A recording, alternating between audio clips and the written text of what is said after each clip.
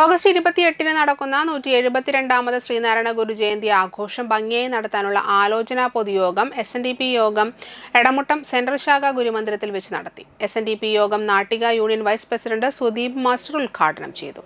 ശാഖാ പ്രസിഡന്റ് പ്രദീപ് തോട്ടുപുര അധ്യക്ഷനായി. ശാഖാ സെക്രട്ടറി രഘുലാൽ വടക്കുംചേരി, ശാഖാ മുൻ സെക്രട്ടറി മഹാദേവൻ പാണംപറമ്പിൽ, VR മോഹൻദാസ്, രാജേഷ് വേളേക്കാട്ട്, ദേവദാസ് ഈരേഴത്ത്, ധർമ്മദേവൻ പാണംപറമ്പിൽ, സുഗുണൻ മണ്ടാമ്പുള്ളി, ശരവണൻ വാഴപ്പുള്ളി, ധനേഷ് മടത്തിപ്പറമ്പിൽ, ഗിരിജ പ്രജ്ഞൻ, ബിന്ദു ഷാജി, ശാഖാ വൈസ് പ്രസിഡന്റ് ബാബുരാജ് മേൽവീട്ടിൽ എന്നിവർ സംസാരിച്ചു.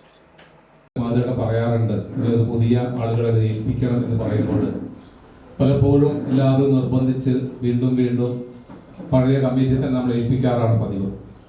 ഈ ഒരു വർഷമാണ് മഹാദേവന്റെ ആരോഗ്യസ്ഥിതിയൊക്കെ കണക്കിലെടുത്തുകൊണ്ട് പ്രാവശ്യം എന്തായാലും നിർബന്ധമായും എനിക്ക് മാറി നിൽക്കണം എന്നുള്ള അദ്ദേഹത്തിൻ്റെ ഒരു നിർബന്ധ ബുദ്ധി.